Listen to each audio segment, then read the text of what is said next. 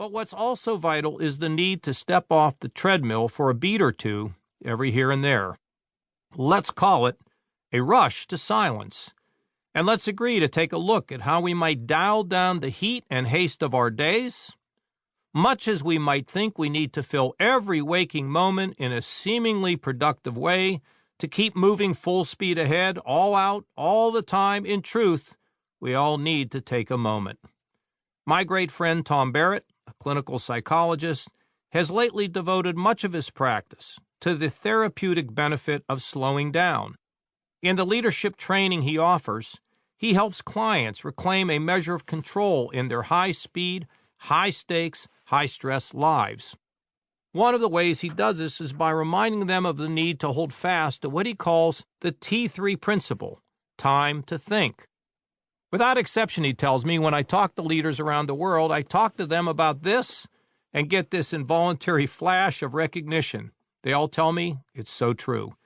They need to learn to make that time to distinguish between what needs their attention and what demands their attention. One of the great metaphors Tom uses to explain the importance of mind management is to compare our bodies to a computer. Our brains are like our software, he says, and from time to time, we need to do virus scans on them. We need to update them.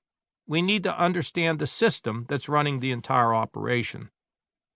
What this means for a lot of us is that we must make an extra effort to be alone with our thoughts. That can be hard.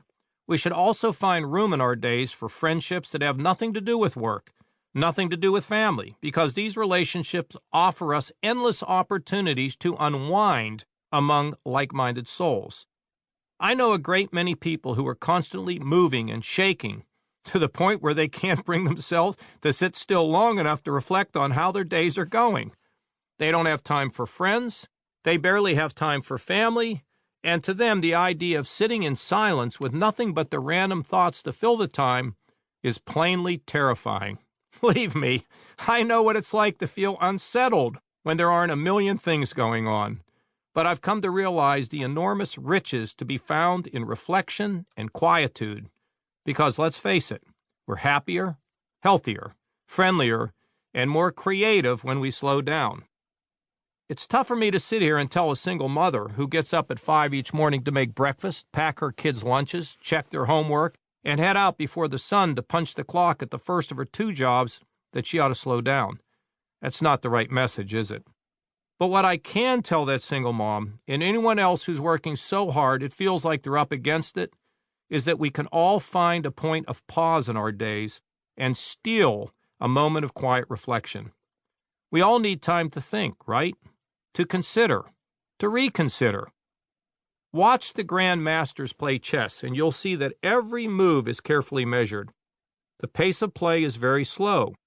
It's remarkable to watch, especially if you understand the game, because the precise move is not always so apparent. Every once in a while, they'll go on the clock, but for the most part, they take the time to think a couple moves ahead, to plan their strategy, to weigh every possible scenario before moving forward. I'm not suggesting we live our lives in this methodical way, anticipating every possible outcome and defending ourselves from every conceivable line of attack, but there's something to be said for patience and deliberation. Sure, every once in a while we've got no choice but to be on the clock and follow our instincts, but our baseline tactic should be to take our time, to move with care and caution, to think through where we're going and how we mean to get there. I'm trying to be better at this, but I haven't always practiced what I'm preaching here.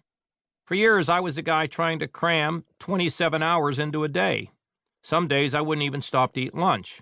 Some decisions I'd make with my gut instead of my head. But now that I've stepped away from public life, I'm making a conscious effort to make better choices with how I spend my time. One of the difficulties I had early on was learning to be a bit more disciplined in the invitations I accepted, the projects I took on. This was an adjustment. If an idea or initiative is interesting to me, or if I believe it's important, I'm inclined to want to throw in on it. But what I've learned is that this is not the best way to manage my time.